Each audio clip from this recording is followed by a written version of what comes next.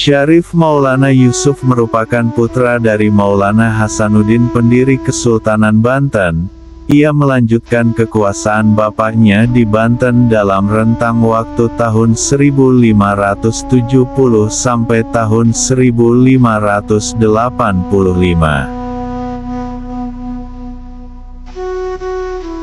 Selama satu dekade kekuasaannya, Maulana Yusuf menitik beratkan perhatiannya pada pengembangan kota, keamanan wilayah, perdagangan dan pertanian, serta melanjutkan politik ekspansi ayahnya. Salah satu pencapaian terbesarnya adalah menaklukkan Pulasari dan Pakuan Pajajaran, ibu kota kerajaan Sunda di tahun 1979. Penaklukan ini dilandasi oleh tekadnya untuk menyebarkan agama Islam hingga ke pedalaman Banten dan menghilangkan ancaman kerajaan Sunda yang masih bercorak Hindu. Sejak penaklukan tersebut, agama Islam semakin tersebar luas di daerah Banten dan Jawa Barat. Di masa pemerintahannya, Kesultanan Banten mengalami era kejayaan di mana Banten berkembang menjadi salah satu pusat perdagangan terpenting di Asia Tenggara.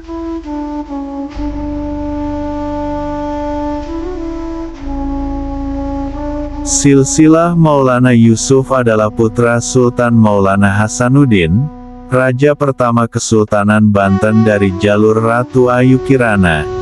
Ia juga merupakan salah satu cucu dari Sunan Gunung Jati dari ibu dan cucu dari Sultan yaitu Syarif Abdullah dari ayah. Oleh karenanya Maulana Yusuf masih berkerabat dengan para sultan. Ia menikah dengan Ratu Hadijah dan mempunyai dua anak, yaitu Ratu Winaon dan Pangeran Muhammad. Pangeran Muhammad inilah yang nantinya meneruskan tahta dan menjadi raja ketiga Kesultanan Banten.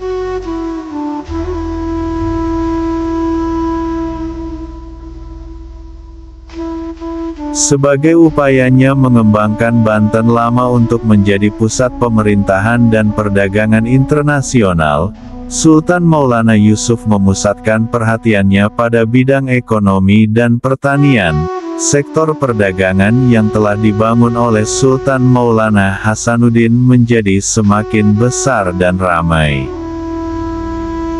Ketika Sultan Maulana Yusuf berkuasa, Banten menjadi tempat distribusi barang dagangan dari penjuru dunia.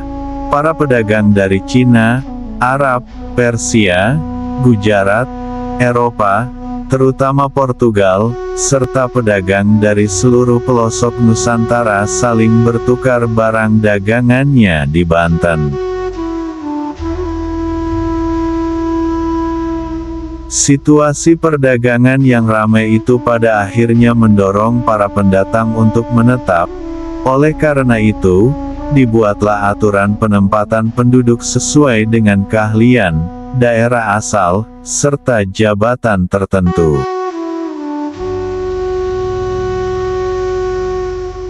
Berikut pembagiannya. Kampung Pekojan di sebelah barat Pasar Karangantu untuk para pendatang dari Gujarat, Arab, Mesir, dan Turki. Kampung Pecinan di sebelah barat Masjid Agung untuk para pedagang Cina. Kampung Panjunan untuk para pengrajin anjun atau tembikar. Kepandean untuk tempat para pandai besi. Pengukiran tempat para pengukir. Pagongan tempat pembuat alat musik seperti gong dan gamelan.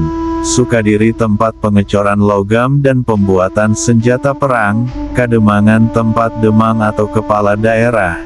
Kesatrian tempat para senopati perwira dan prajurit istana.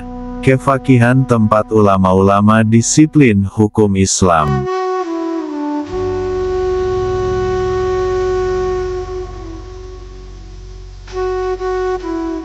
Sultan Maulana Yusuf memberikan dukungan kepada rakyatnya untuk mengembangkan lahan persawahan.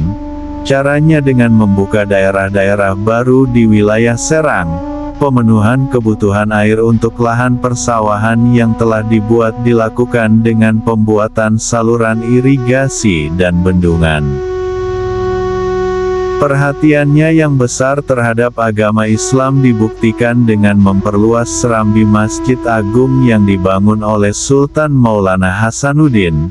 Sebagai kelengkapan, dibangunlah menara dengan bantuan seorang arsitek Muslim asal Mongolia bernama Cek Bancut.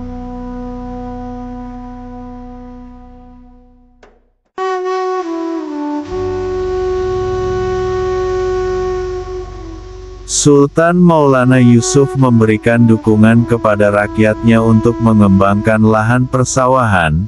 Caranya dengan membuka daerah-daerah baru di wilayah Serang, pemenuhan kebutuhan air untuk lahan persawahan yang telah dibuat dilakukan dengan pembuatan saluran irigasi dan bendungan. Perhatiannya yang besar terhadap agama Islam dibuktikan dengan memperluas serambi Masjid Agung yang dibangun oleh Sultan Maulana Hasanuddin. Sebagai kelengkapan, dibangunlah menara dengan bantuan seorang arsitek Muslim asal Mongolia bernama Cek Bancut.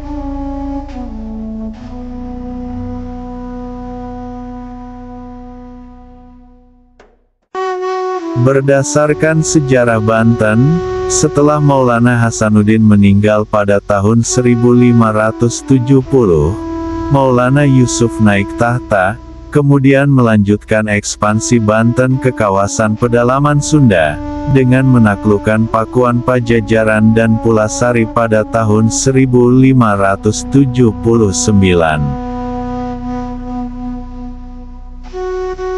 Dalam rangka ekspansi wilayah dan penyebaran agama Islam, Sultan Maulana Yusuf memperluas pengaruhnya hingga ke pedalaman.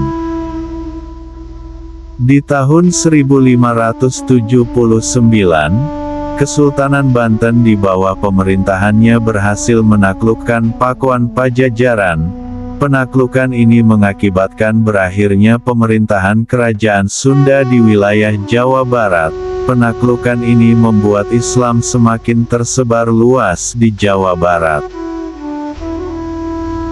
Dalam penaklukan ini, banyak penguasa dan alim ulama yang ikut bersama Sultan Maulana Yusuf. Oleh karena itu, penggawa-penggawa yang ditaklukkan lalu diislamkan tetapi dibiarkan untuk memegang jabatannya semula. Berakhirnya kekuasaan Pajajaran ditandai dengan diboyongnya batu Palangka Sriman Sriwacana dari Pakuan ke Surasowan di Banten oleh pasukan Maulana Yusuf. Batu berukuran 200 x 160 x 20 cm itu diboyong karena tradisi politik agar di Pakuan tidak mungkin lagi dinobatkan raja baru. Setelah Pakuan ditelantarkan, diperkirakan terdapat sejumlah punggawa istana yang memilih meninggalkan keraton dan berpindah ke daerah Kabuyutan di Lebak. Mereka menetapkan tata cara kehidupan lama yang ketat dan sekarang dikenal sebagai orang Baduy. Sultan Maulana Yusuf kemudian meninggal dunia pada 1585 Masehi karena sakit dan dimakamkan di Pekalangan Gede, dekat Kampung Kasunyatan sekarang. Karena itu, setelah meninggal ia diberi gelar Pangeran Panembahan Pekalangan Gede atau Pangeran Pasarean.